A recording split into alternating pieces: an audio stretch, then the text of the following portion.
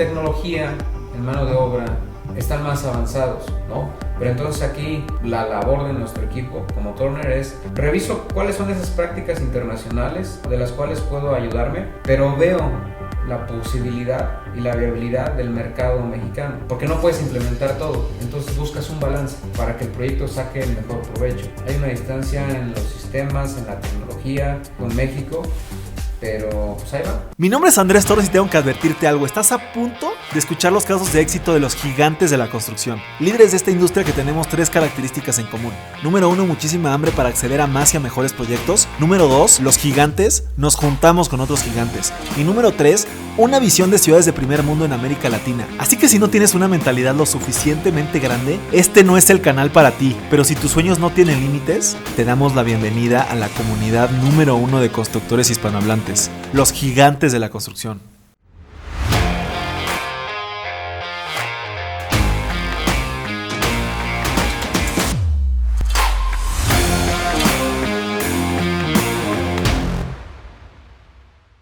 Mis gigantes, bienvenidos a un episodio más de este podcast más importante de construcción hispanohablante. El día de hoy estamos aquí en Reforma, en las oficinas de Turner International, con Omar Azad, el director de operaciones y proyectos de esta empresa. Primero que nada, Omar, pues muchísimas gracias por recibirnos acá en tus oficinas y por darnos un poco de tu tiempo para compartir tu expertise y todo lo que sabes de la industria de la construcción. No, al contrario, gracias por la invitación y siempre da mucho gusto hablar, compartir experiencias y también pues escuchar de pronto algunas otras experiencias que se dan en la industria. Bienvenidos.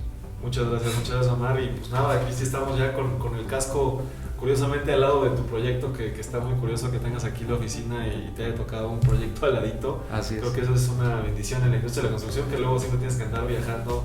Ahorita me platicabas que tienen proyectos en diferentes estados, entonces pues siempre es muy curioso tener aquí un proyecto muy cerca de la oficina.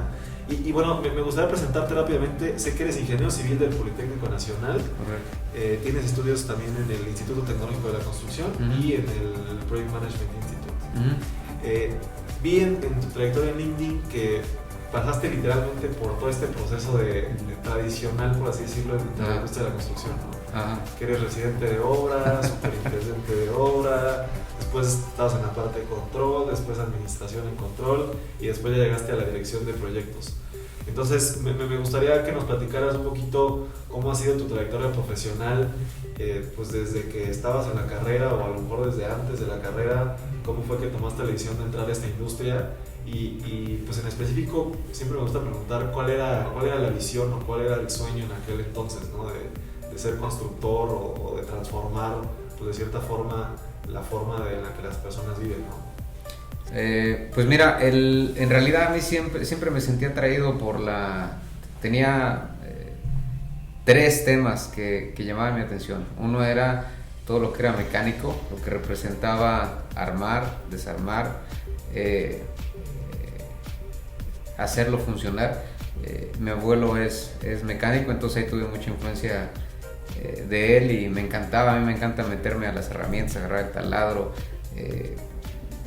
El esmeril es algo que fue inculcado por él, entonces la mecánica la tenía perfilada. Fíjate, perdón que te interrumpa, mi abuelo era igualito, algo así, muy parecido. Él decía que era ingeniero mecánico, pero en realidad todo el mundo sabíamos que nunca estudió nada. y él llegó a ser gerente de maquinaria de Inca. Vale. Entonces le encantaba el tema de la maquinaria y esto que me platicas. Pues es una historia similar, ¿no? Mi abuelo sabía, difícilmente aprendió a leer, era de raíces muy sólidas, humildes, y él se agarra el taladro, se agarra el esmeril, se soldar tubería, todo lo que pueda hacer manual es porque era el chalán oficial de mi abuelo. Entonces lo que él hacía yo andaba con él, ahí la afinidad de la parte mecánica. Las matemáticas me retaron, no era yo tan hábil, pero me terminaban gustando las matemáticas, ¿no? Y tercero, el tema de la construcción siempre llamó mi atención por el tema multidisciplinario. porque a mí me gusta hacer mucho de todo. Si hago lo mismo me aburro. Entonces en la construcción yo vi una oportunidad de interactuar con especialidad eléctrica, de interactuar con obra civil, de interactuar con los arquitectos, de interactuar con los consultores. Entonces como que yo siempre supuse que iba a hacer diferentes cosas y nunca me iba a aburrir. Y bueno, creo que en eso acerté, porque nunca en realidad me aburro. Hice de hecho un semestre de economía, por el gusto que tenía en las matemáticas. Hice un semestre de economía y me sirvió para darme cuenta que lo mío iba a ser ingeniería civil. Entonces ya me regresé al poli a ingeniería civil, terminé y me apasionaban las estructuras. De hecho mi especialidad es en estructuras. Y o sea, el cálculo de estructuras. Cálculo estructural, ajá. Mi especialidad fue en estructuras. Y te puedes especializar en mecánica de suelos, en vías terrestres, etcétera, en urbanismo. Y yo elegí estructuras porque pues combinaba construcción con matemáticas. Era como que la convergencia de dos de los tres temas que siempre me apasionaban. Pero no te voy a mentir, me costó. No encontraba una posición en una empresa de calculista. Como recién egresado no la hallaba, y a mí me urgía ya independizarme. De hecho ahí como que, bueno, yo soy ingeniero civil también, pero como que al menos bueno, yo estoy en la Universidad Iberoamericana, pero al menos en la Universidad Iberoamericana te hablaban de que para tú poder ser estructurista realmente tendrías que tener una maestría. Ajá. Lo cual entiendo que no pasa en otros países. O sea que, como tú dices, te especializas, o no sé si en el poli si salen ya con esa opción de decir, sabes que yo soy estructurista. Sí, sales con un en realidad durante la carrera del Politécnico era en aquel entonces muy cargada al cálculo y muy cargada al tema de estructuras. Al final toma la especialidad, pero lo que dices es correcto. Al final, si lo que yo vi cuando empecé a ver el mercado, que había para empezar a chalanear en temas de cálculo de estructuras, estaba muy restringido. Y bueno, efectivamente necesitas más conocimiento y más preparación, lo cual iba a ser una maestría, pero eran al menos 2 años México, fuera de México, que yo ya no podía financiar, literalmente. Entonces me volteé a la construcción. Inicié, como bien lo acabas de señalar, desde lo más básico, haciendo números generadores, siendo residente de obra. ¿De qué obra? De lo que fuera.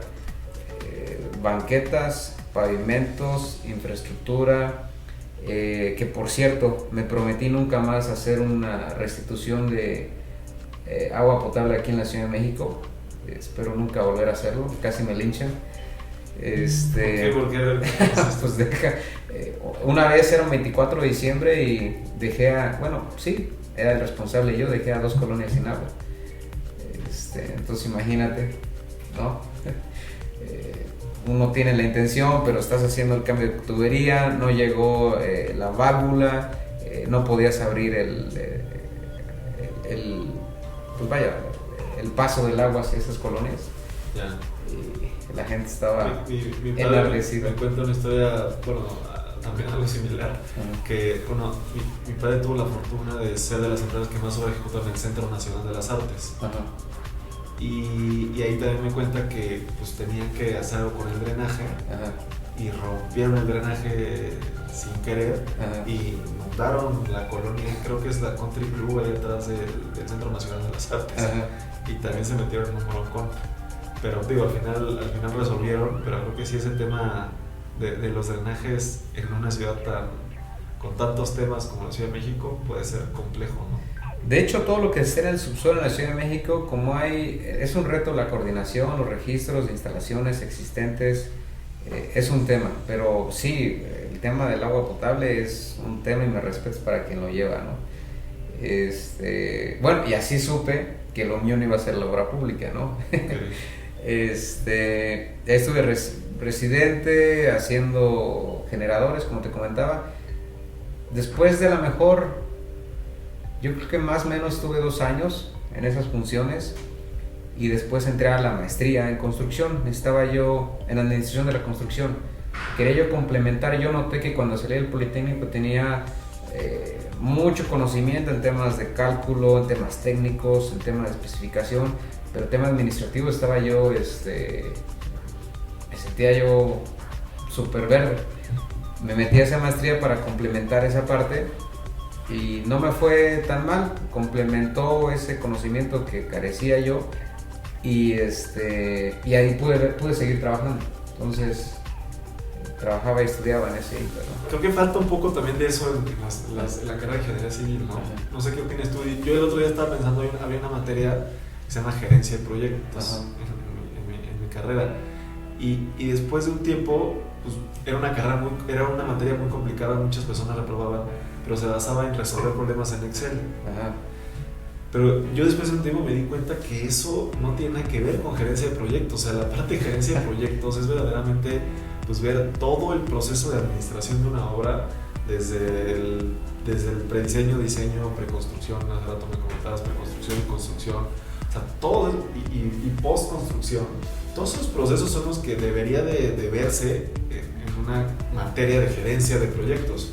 Y creo que eso también es algo, así como la parte de estructuras, que al menos yo me quedé con un poco de, vaya, ahora que yo lo veo y que nosotros también hacemos al final administración de proyectos, pues se me hace que falta ese complemento en las carreras de ingeniería civil. No sé qué opinas tú. Sí, y te voy a hacer dos comentarios al respecto.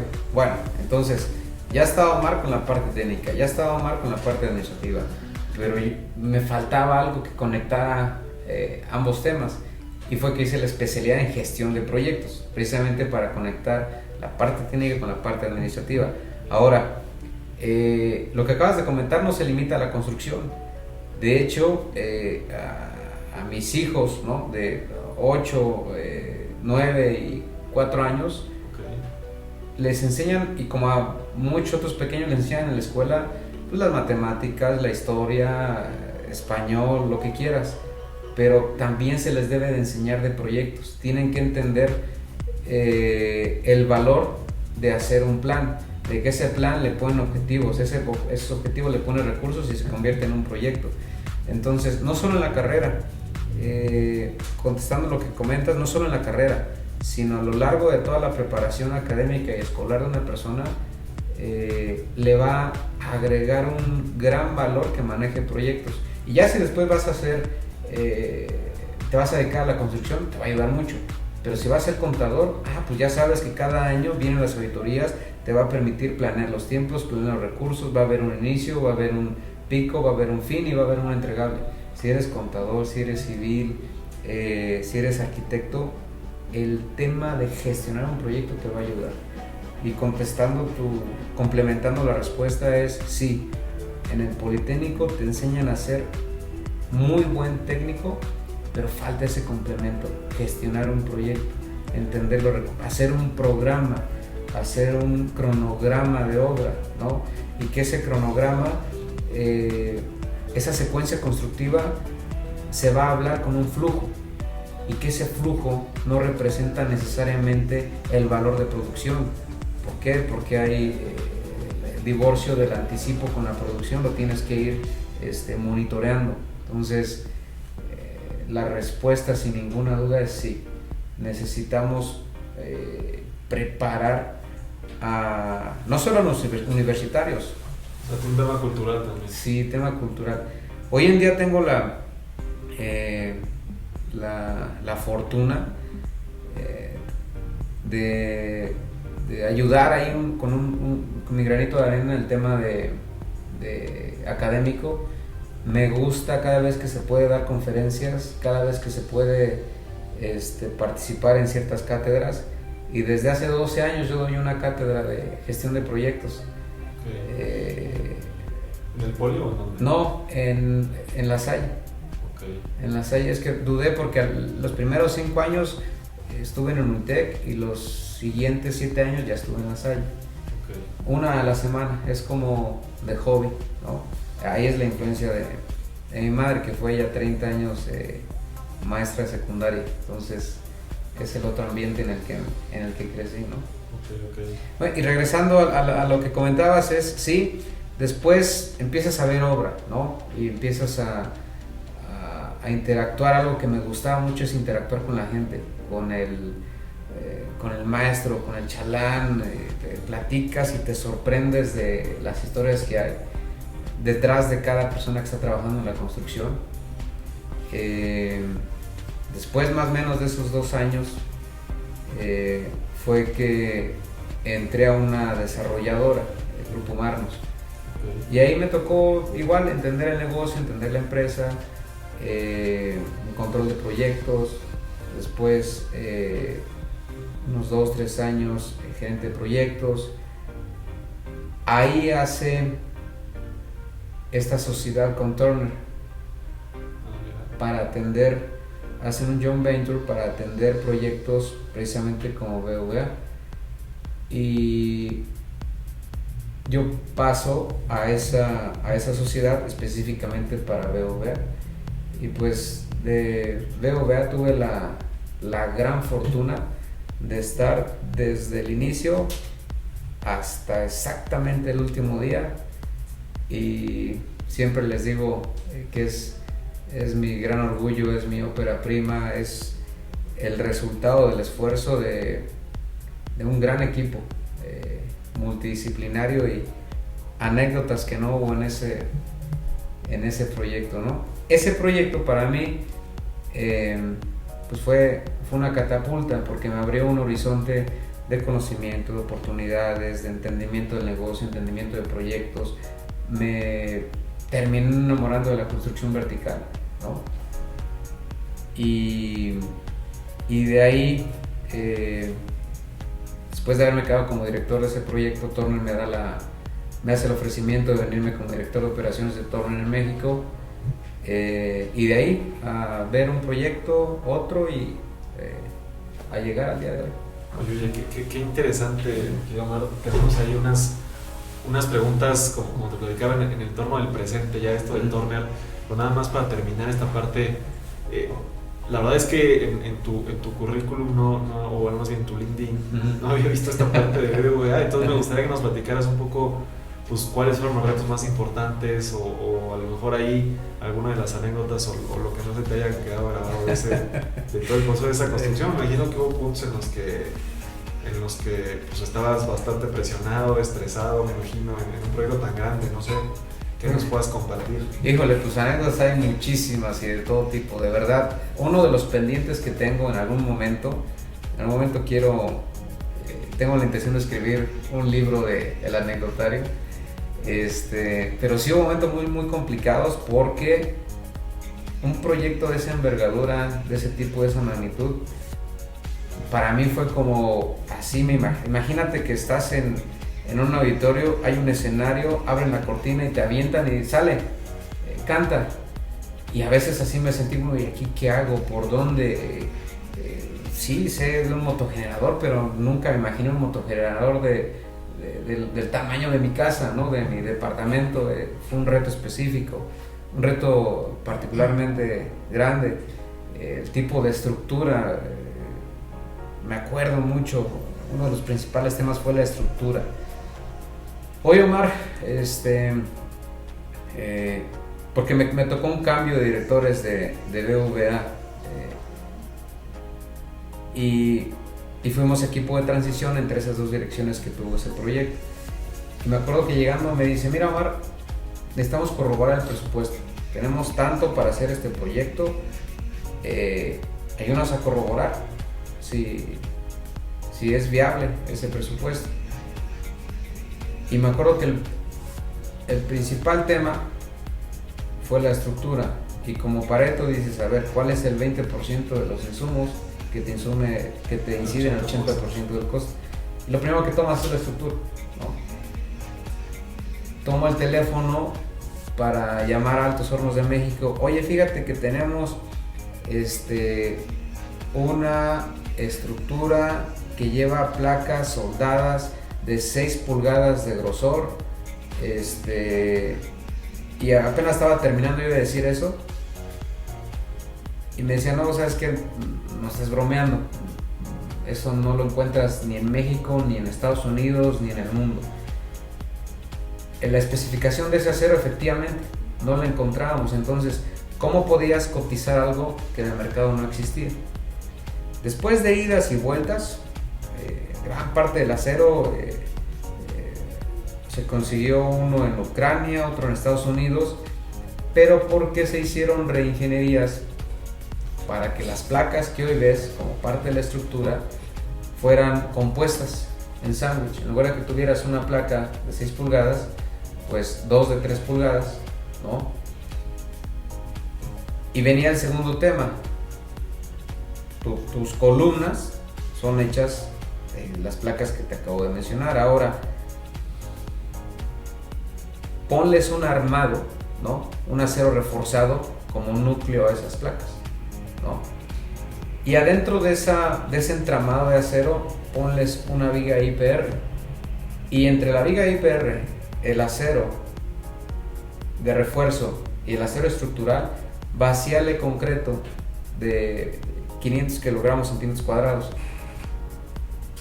Era cómo te asegurabas que en ese cubo quedaba perfectamente dispersado el concreto.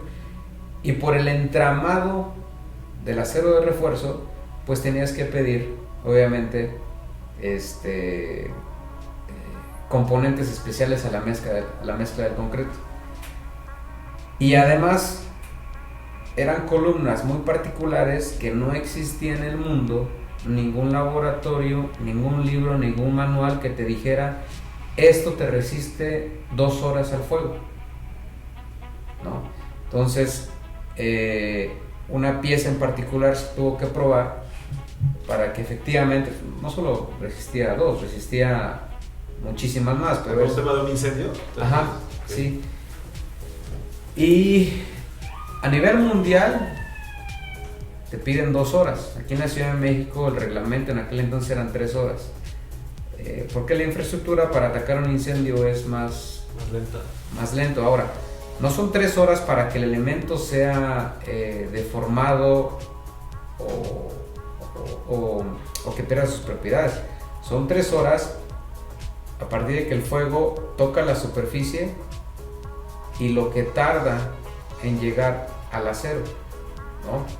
Okay. Entonces, bueno, una de las anécdotas fue el hacer construible esa columna, el probarla contra, el obtener la certificación que efectivamente era contra fuego. Y en ese proyecto yo creo que hubo más o menos 30 diferentes contratistas, al menos, y de esos 30 yo creo que en una mesa llegamos a estar 7 nacionalidades o 8 nacionalidades distintas. Okay. El diseño pues fue de Rogers en asociación con Legorreta. Entonces podíamos tener de un lado ingleses, del otro lado de Legorreta, obviamente de México. En mi propio equipo había venezolanos, puertorriqueños, norteamericanos, mexicanos, que ya llevo aquí 4, más los inglés 5, más BVA español 6, ¿no? Y había un representante del cliente que era cubano. Entonces, ya te dije ahorita 7 nacionalidades en una junta ejecutiva del proyecto. Y una de las anécdotas es que pues estamos viendo un tema y el representante del cliente me apoya en una idea y yo le digo gracias y se queda así porque yo le dije pues aquí en México es gracias, ¿no? Y la interpretación cubana para esto era exactamente lo opuesto a decir un gracias. Se cambia de color y dice, oye Omar, ¿por qué tú me dices eso? Te estoy agradeciendo. No me agradezcas así, dice, eso es algo, es la peor grosería que me puedes hacer en Miami o en Cuba, no, bueno, o sea, Sí, hay escuchado ese tipo de cosas que este símbolo significa otra cosa en otros países. Y creo que esto nos lleva a uno de los puntos de las preguntas que teníamos preparados, mi hermano. De algunos de los temas que hacen son más importantes a la hora de gestionar un proyecto, ¿no? Que platicábamos anteriormente. Y me gustaría irme con el tema de la complejidad del proyecto, ¿no? Creo que uno de los temas a lo mejor que ahorita bien comentas es pues este tema de que a lo mejor es un proyecto con especificaciones inglesas o con especificaciones americanas y al final lo traes y lo tropicalizas a un proyecto en México, ¿no? Ese tipo de cosas al final son un tema de complejidad a la hora de la ejecución y a la hora de venir acá y decir, es que necesito una placa de acero de 6 pulgadas, ¿no? Platícame un poquito cómo es que tú defines la parte de la complejidad del proyecto y cómo atacas qué tan difícil o qué tan fácil puede ser de manera técnica pues un proyecto. Vale. Hay 3 aristas para que a lo mejor te pueda decir que un proyecto es complejo, ¿no? Una de ellas es precisamente la especificación de sus materiales o equipos, ¿no? Que lo que esté especificando efectivamente lo encontremos en México o cerca de México o nos llegue dentro de los siguientes 6 meses, ¿no? Esa es la especificación, una de las aristas. La segunda es la geometría, ¿no? Depende, si es vertical, bueno, vas a ir subiendo, pero dependerá el número de columnas, si llevas cantilevers, cómo va la fachada, si tienes cómo juegan tus oficinas, si es una oficina, si son tus departamentos. A eso me refiero con la geometría, ¿no? Y el tercer parámetro para ver la complejidad de un proyecto es la logística, algo que no es intrínseco a la construcción y que muchas veces se subestima. Te voy a poner de ejemplo la BVA. Si ese mismo edificio yo lo hago en provincia, donde no tengo una avenida principal y tengo espacio, no tengo problema. Pero ¿cómo lleno de materiales ese edificio? ¿Cómo subes a 2.500 trabajadores a ese edificio con 4 elevadores? ¿Cómo haces para que a la 1 de la tarde no quieran bajar 2.500 trabajadores a la planta baja o afuera del edificio a comer? Es la logística que a veces se ve subestimada. ¿Cómo convences al contratista que no va a llegar aquí, que no va a poder traer todos sus materiales y empezar a trabajar aquí? ¿Cómo lo convences de que traiga su material just in time, ¿no? Que lo vaya subiendo?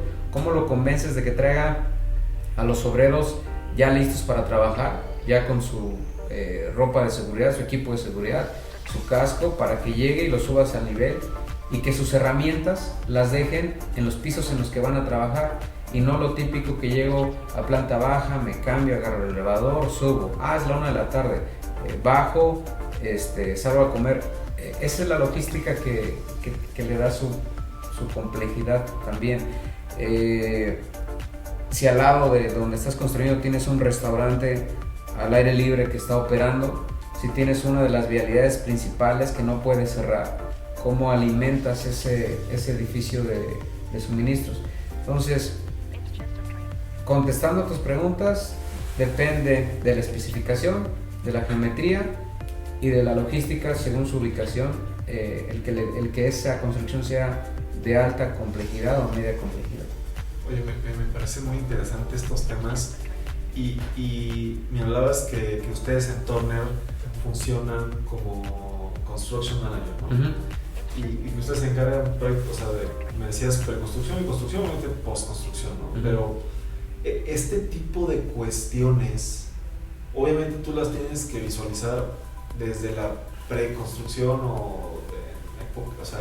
en esa etapa de planeación.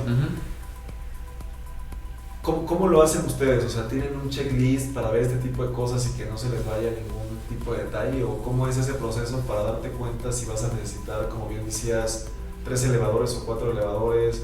¿O si vas a necesitar 2 grúas o 3 grúas? ¿O si vas a necesitar poner un comedor? O vaya, ese tipo de cuestiones, ¿cómo las planean ustedes? No sé si nos puedas compartir un poco ese proceso. Sí, claro. Durante la preconstrucción La preconstrucción se rige por las entregas de los diseñadores, ¿no? Entonces vamos a tener 4 entregas. La entrega conceptual. De la conceptual, la siguiente entrega es la esquemática. Luego de la esquemática viene la entrega de desarrollo de diseño. Después de desarrollo de diseño viene la entrega de documentos constructivos. La logística va evolucionando a la par de esta evolución arquitectónica, ¿no? Por ejemplo, cuando llegamos a un diseño esquemático, ya definimos la geometría junto con el arquitecto y los constructores. Ya sabemos de dónde a dónde va el edificio, ya sabemos la altura, ya sabemos más o menos dónde van a estar los cuartos eléctricos, ya como que los sistemas medulares del edificio quedaron definidos por dónde van. Ahora va a faltar hacer el cálculo, ¿no? O por ejemplo, hoy aquí tengo restricción para meter mis montacargas, entonces desde la preconstrucción, cuando estás haciendo la estructura, te digo, déjame espacio en el core central para usar mis montacargas por adentro del edificio, ¿no?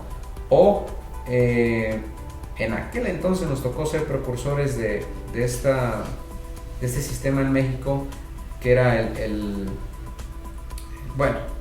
tiene patentes el nombre, pero es el shuttle o jump lift, o como le quieras llamar, que consiste en que tú partes el edificio de manera vertical para que metas tus elevadores provisionales y los vas subiendo de nivel, tus elevadores, los vas jalando conforme vas creciendo el edificio y te van alimentando el edificio, ¿no? Son temas de logística que vas viendo en la preconstrucción. Oye, la fachada la vamos a modular de tal manera para que no tenga piezas especiales que me impacten en mi logística. Oye, ¿qué vamos a hacer con los baños? ¿Sabes qué? Es oficina, los baños van en el costillar izquierdo.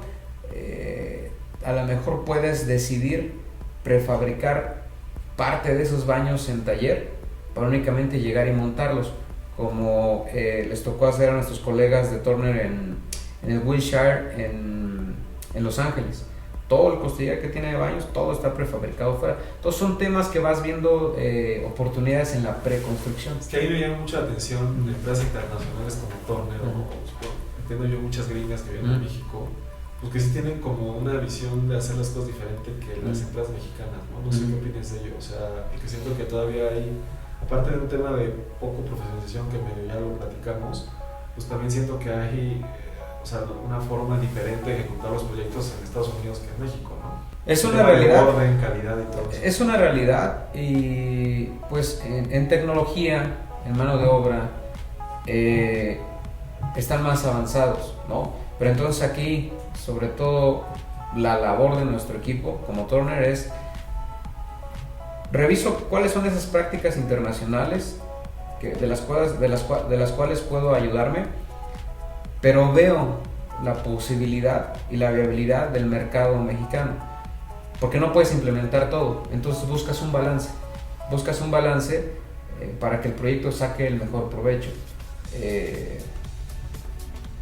Hay una distancia en los sistemas, en la tecnología con México, pero pues ahí vamos. Ya tendremos que ir mejorando. Sí. Bueno, la siguiente pregunta, que bueno, en realidad era la segunda, pero me quise brincar al tema de la complejidad. Fíjate, tengo entendido que en el PMI no viene esta parte de entender al cliente. Entonces me llamó la atención ahí cuando charlábamos de la parte de definir la expectativa del cliente, ¿no? Entonces, en un tema de construcción, ¿cómo es que tú defines esa expectativa del cliente y le haces un modelo tú como construction manager para que el proyecto funja como debe de fungir? Mira, el manejo de la gestión o el manejo de la expectativa del cliente es igual de importante que el proyecto en sí, porque de los primeros temas que yo ahora, con experiencias anteriores, buenas y malas, te puedo decir, tienes que hacer ese mimetismo con el cliente para entender qué es lo que quiere. porque incluso hay ocasiones donde el cliente no sabe lo que quiere. Entonces tienes que ayudarle a definir, identificar lo que quiere versus lo que necesita, ¿no? Entonces, visualiza el que tengas que trabajar y arrancarte con una casa, ¿no? Pero no has entendido bien lo que le gusta al cliente y lo que no le gusta. Y insisto, ni siquiera el mismo. Entonces, cuando llegamos en preconstrucción, de las labores que menos me encantan, pero que más necesarias son, es, oye, a ver, platícame. Y así, cuéntame, ¿qué esperas de un proyecto? Colores, interiores, no te gusta el rojo. Bien. ¿Sistemas redundantes? No sistemas redundantes. Bien. ¿Tienes alguna expectativa particular sobre la fachada? Sí. Como el 90% te puedo decir. Quiero que mi fachada sea icónica. Bueno, la voy a poner como icónica, pero eso significa un costo alto. Platícame. Y eso lo reflejamos en un OPR, ¿no? En un Owner's Project Requirement, que debe de compilar lo que logré sacar de la cabeza del cliente y que yo se lo pueda dar al arquitecto, al ingeniero, al consultor y decirles, oigan, esto que se va a diseñar, ¿no? Tomen esto como base, lo que a él le gusta y lo que no. Pues esa es la expectativa. Ahora, la otra, pues hay objetivos o metas que son incluyentes y otras son excluyentes, ¿no? Decía uno de mis ex jefes, hay una secuencia en la construcción, así como en la vida hay temas que son naturales. Si tú quieres losas y columnas, pues hay que simbrar, hay que armar, hay que simbrar, hay que colar, hay que esperar a que frague y seguir, ¿no? Lo mismo, si tú quieres un hijo, pues necesitas 9 meses. Si yo traigo a 9 personas, no significa que vaya a tener un hijo en un mes, ¿no? Entonces, son las expectativas de tiempos, ¿no? Las expectativas de la especificación. La calidad siempre va a ser buena, ¿no? Pero así como en los vehículos, como en los coches, la especificación es diferente de un vehículo a otro. Oye, lo que tú estás deseando es esta marca premium de vehículos, ¿no? Pero lo que me dices que tienes en el presupuesto es esta otra marca de vehículos. Alineemos la expectativa. Entonces ahí entra mi labor en preconstrucción, es decir, yo sé que esto es lo que quieres, te alcanza para esto, vamos a balancear esa expectativa. Entonces no sé si me alcancé a explicar la importancia de manejar la expectativa del cliente entre lo que quiere, entre lo que necesita y entre lo que tiene. Y ahí tengo una pregunta, creo que me queda claro, pero ¿qué pasa, por ejemplo, si, como bien dices, tú no entras en la etapa de preconstrucción? Ajá. Y llegas, por ejemplo, ya sabes que pues, voy a hacer esto y lo voy a hacer así, y necesito que tú seas mi construction manager o mi contratista, lo que sea, y sucede lo que acabas de decir, quieren un Ferrari y traen el presupuesto para un Volkswagen. ¿Qué pasa? ¿Qué haces? Hemos dejado proyectos en la mesa porque uno de los diferenciales que ponemos en el mercado es decimos las cosas objetivas y como son. Entonces, si desde un inicio yo veo que lo que tú quieres no es viable porque no te lo puedo entregar, a lo mejor lo quieres en 12 meses, yo ya hice mi programa y sé que va a llevar 18 meses. A lo mejor tienes 200 millones, yo ya hice el presupuesto y sé que se va a llevar 300 millones. Entonces, hay dos opciones. Extiendes tanto el tiempo y el costo para que yo te construya el inmueble, o no participo contigo porque me voy a engañar, te voy a engañar, y en 6 u 8 meses vamos a estar teniendo esta conversación todavía con más complejidad de que el proyecto no es viable en el tiempo y en el presupuesto que tienes. Entonces muchas veces hemos tenido que decir, no puedo hacerlo en ese presupuesto y en ese tiempo. Ya. Y ahí en ese tema, por ejemplo, con el tema de fluctuaciones de precio, ese tipo de cosas, normalmente ustedes cómo manejan eso, tanto con sus contratistas, con ustedes como construction managers, con los contratistas, y con el cliente, ¿no? Explicarle que a lo mejor hoy el presupuesto son 100 millones y mañana a lo mejor pueden ser 110. ¿Eso cómo funciona? ¿O tú tienes ya el parámetro y haces previsiones a largo plazo? Mira, sin duda es una variable que queda, tiene cierta holgura, ¿no? Y cierta independencia esa variable. Nunca la mitigamos ni la controlamos al 100%, más bien nunca la controlamos al 100%, pero sí la mitigamos de manera importante. Hay dos formas de mitigarla. Cuando tú estás haciendo en preconstrucción el proyecto, te pones de acuerdo con el cliente y con el arquitecto. A ver, ¿qué tanto te urge? ¿Qué tanta prisa tienes? ¿Quieres iniciar o quieres irte por las fases by the book? Es decir, hay dos formas. Si yo hago el diseño, luego hago el concurso, luego construyo, cierras tus fases y tus etapas, ¿no? Pues no vas a comprar algo hasta que tienes todo el diseño y no vas a construir nada hasta que tienes todo comprado, ¿no? Esas son las tres fases. Y la otra es, oye, esto tiene más prisa, tiene más urgencia, vamos sacando el diseño fast track. Voy diseñando, voy comprando y voy construyendo. Entonces así le gano el tiempo a mis adquisiciones.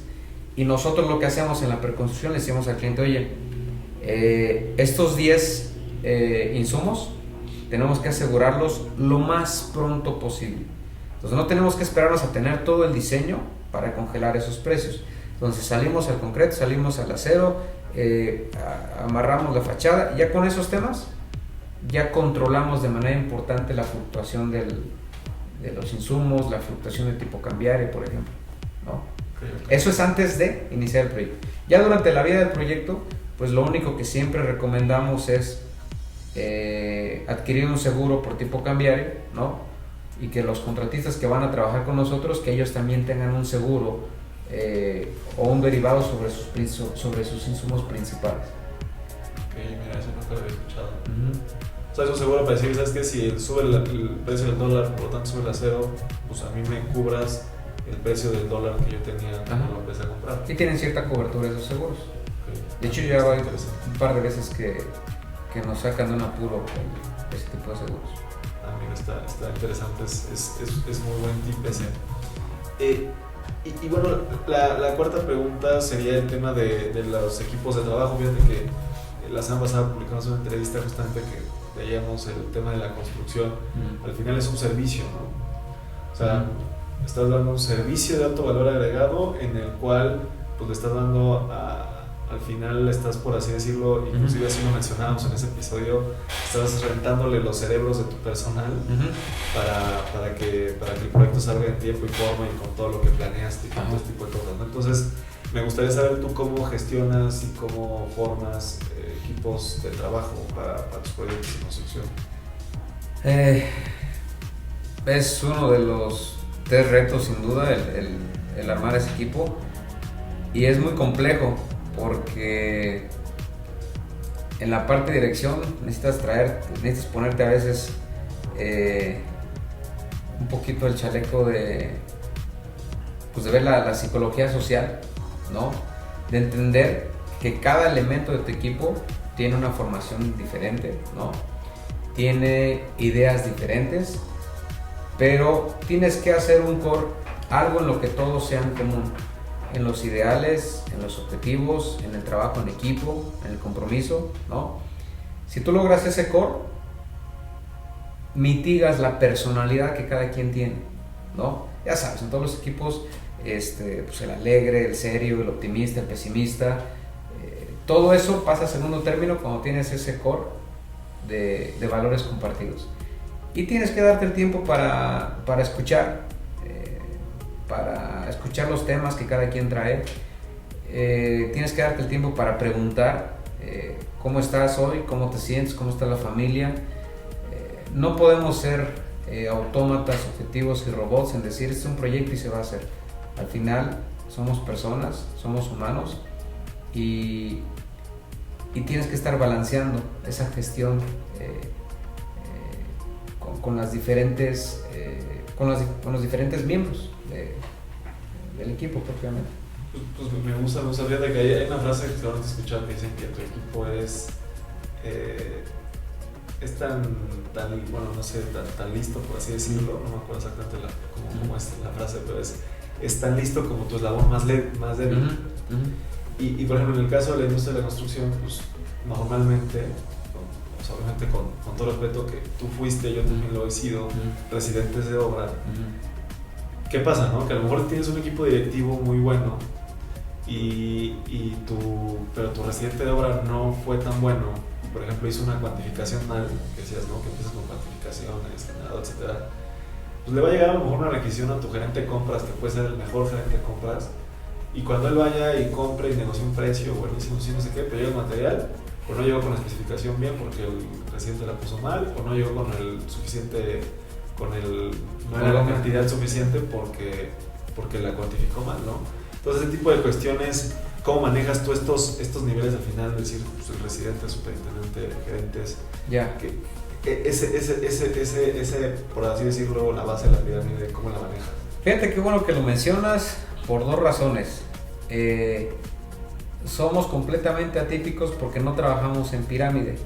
Algo que nos funciona y además a mí me encanta somos una organización horizontal, ¿no?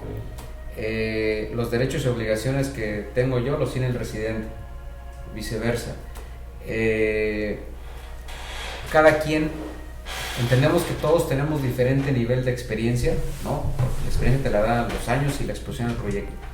Pero todos tenemos el mismo nivel de responsabilidad y compromiso. Entonces, ese es uno, que trabajamos de manera horizontal. Entonces, te puedo decir que, por ejemplo, mañana por circunstancias, etcétera, puede ser que un líder de proyecto, puede ser que sea alguien con 3 años de experiencia, pero lo vamos a cobijar, ¿no? Con la experiencia que necesita, ¿no? Actuando de manera horizontal. Y me dice, oye Omar, tengo una duda, y así me buscan a mí, buscan al gerente de instalaciones, buscan al gerente de construcción. Todos interactuamos como iguales. Esa es una premisa. Y la segunda, en todos los proyectos buscamos 3 características que les dan balance. 1, la columna vertebral, que es alguien que ya conoce el sistema de Turner, ¿no?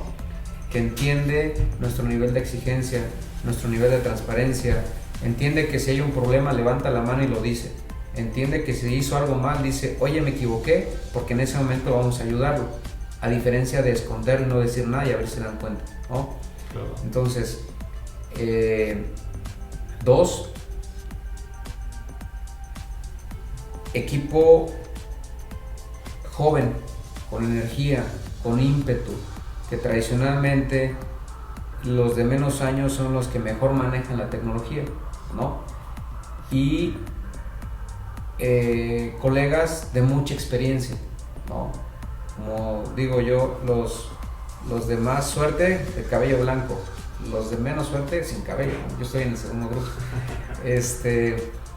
Entonces, el tener es siempre, si a mí me preguntas, oye Omar, ¿te avientas ese proyecto? Sí, mientras tenga alguien ya del core de Turner, tenga equipo joven y tenga equipo experimentado.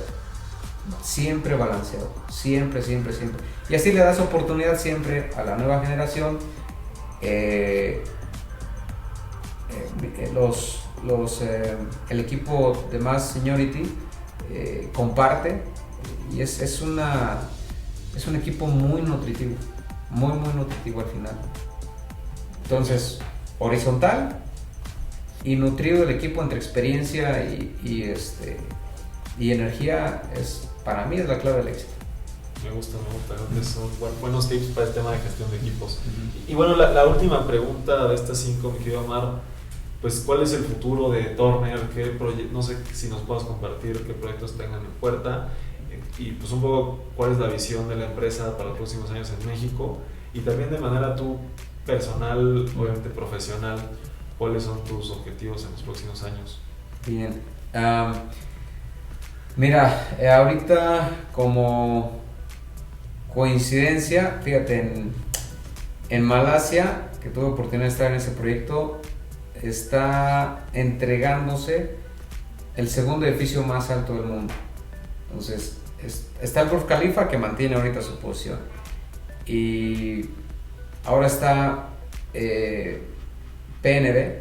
se llama el edificio, en Malasia lo estamos entregando. ¿Qué es a lo que voy? Hay un nicho de mercado, hay un segmento donde pues somos potencia, que es la construcción vertical, rascacielos, edificios altos. Hoy más o menos creo que entre 12 o 15 los edificios más altos del mundo los hemos hecho nosotros. Tenemos oficina en Malasia, en India, en Reino Unido, obviamente en Estados Unidos, todo Estados Unidos y México. A nivel mundial nos estamos adaptando por el tema post-pandemia. Estamos viendo cuál es la tendencia de los nuevos proyectos. Y por lo que vemos, vertical sigue, ¿no? Aeropuertos, hospitality, el segmento industrial sigue. Aquí en México dependerá mucho de las políticas, ¿no? De las autoridades para incentivar la inversión, ¿no? Y no tanto por el COVID, sino por lo que se incentive aquí. ¿Qué tipo de proyectos? ¿Qué tipo de regiones?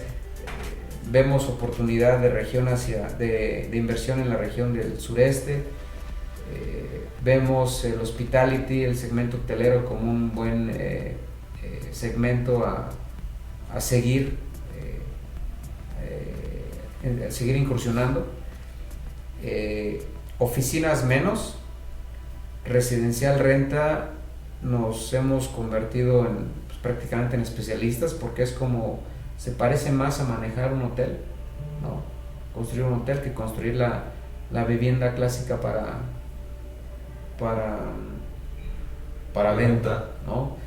Y pues en esas expectativas de lo que está pasando en construcción a nivel mundial, en Turner y en México, pues mi idea y la de mis colegas es seguir teniendo experiencia, seguir creciendo, ¿no? Si me puedo quedar a crecer aquí en el mercado mexicano con Turner, adelante. Y si surge una oportunidad fuera de México, pues probablemente la evaluaré, ¿no? A ver, ya veremos, en un año platicamos y a ver qué pasó. No, creo que sí, Omar, pues qué interesante y a mí me llaman este tipo de empresas que pues tienes la posibilidad a lo mejor de ir a otro país y pues sí, ver diferentes perspectivas de lo que es la construcción, y pues a lo mejor ahí también hay mucha oportunidad de conocer y de seguir creciendo, ¿no? Pues muchas gracias. Tenemos una pregunta bonus con la que terminamos todos los episodios. Nada más antes me gustaría que nos dejaras algún medio de contacto, si alguna persona que nos está escuchando te interesaría por ahí escribirle o contactar a Turner, o no sé si tengas ahí alguna forma en la que te puedan buscar, o la página web, lo que sea. Sí, claro. Las tres. Está la página Turner Construction, ¿no? Y ahí están las diferentes oficinas. Está en la oficina de Latinoamérica y Caribe. Ahí está mi contacto, mi correo, mi celular, oasad@tcco.com, asad con doble S, y el celular que es el 1634 91 33. Ahí lo que necesiten estamos pendientes. Perfecto, pues muchas gracias. Y pues la última pregunta con la cual terminamos todos los episodios es que yo voy a construir la primera ciudad perfecta en la historia de la humanidad, una ciudad 100% inteligente y 100% sustentable. Desde toda tu experiencia en el sector de la construcción y también de forma personal, ¿cuáles serían las características que tendría que tener una ciudad para considerarse perfecta? Desde el punto de vista constructivo y personal también. Tendría que tener un buen balance entre los tipos de giros de negocio que vas a tener ahí. Tendría que tener una conexión muy bien estimada y calculada entre el transporte, la escuela, el hospital, la vivienda, y sobre todo tendría que dar oportunidades a los diferentes segmentos sociales y económicos para una convivencia igualitaria. ¿Qué es lo que pasa o a cuál es mi punto? Los grandes intentos que se han hecho de construir estas ciudades, los que las han construido terminan sin tener una oportunidad dentro de esa ciudad.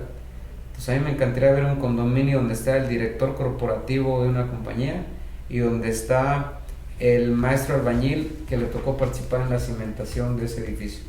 Entonces es complicado por los temas de costos, pero ya por ahí sé que algunas ciudades en el mundo hacen esa exigencia a los desarrolladores para que permitan que los diferentes segmentos sociales y económicos cohabiten en un inmueble.